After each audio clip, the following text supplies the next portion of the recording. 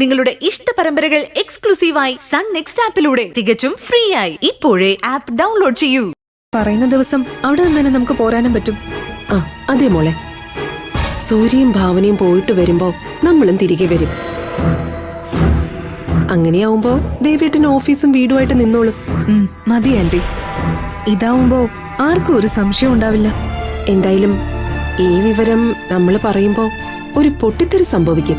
അപ്പൊ പിന്നെ നമ്മൾ എന്ത് ചെയ്യും ആന്റി? അതപ്പോഴല്ലേ, എന്തായാലും വരുന്നിടത്ത് വെച്ച് കാണാം. നമ്മൾ ഇനി എന്ത് കാരണം പറഞ്ഞാലും ഞാനായിട്ടിത് നിന്നെ കൊണ്ട് മനഃപൂർവ്വം ചെയ്യിച്ചതെന്നേ എല്ലാവരും പറയും. വേണമെങ്കിൽ നിന്നെ ഞാൻ ഇതിനു വേണ്ടിയാ ഇവിടെ പിടിച്ചു നിർത്തിയെന്ന് വരെ പറയും. അങ്ങനെ ആന്റിയെ മാത്രം കുറ്റപ്പെടുത്താൻ ഞാൻ സമ്മതിച്ചിട്ട് വേണ്ടേ? ഞാൻ നിർബന്ധിച്ചിട്ടാണ് ആന്റി ഇതിന് സമ്മതിച്ചതെന്നേ ഞാൻ പറയൂ. അങ്കിള് വരുന്നുണ്ട്, വിഷയം മാറ്റിക്കോ. അയ്യോ ആന്റി, ആന്റി എന്താ പറ്റി? എന്താ രണ്ടാളോടും ഗൗരവമായ ചർച്ചയിലാണെന്ന് തോന്നുന്നു.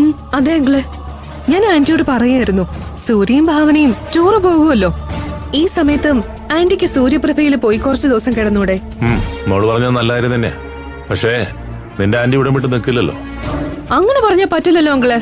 ദേ ഇപ്പോഴും ആന്റിക്ക് നല്ല തലകർക്കം ഉണ്ടായി. ആവട്ടെ, എന്നിട്ട് പറഞ്ഞില്ലല്ലോ നീ? വെറുതെ ദേവേട്ടനെ കൂടി വിഷമിപ്പിക്കേണ്ടെന്ന് വിചാരിച്ചു.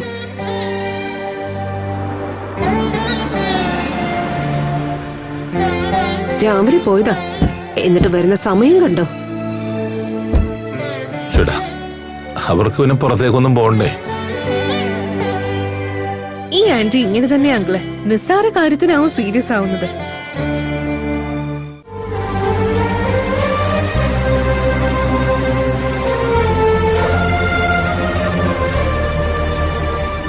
നിങ്ങളെന്താ ഇത്രയും വൈകിയേ? ഞങ്ങൾ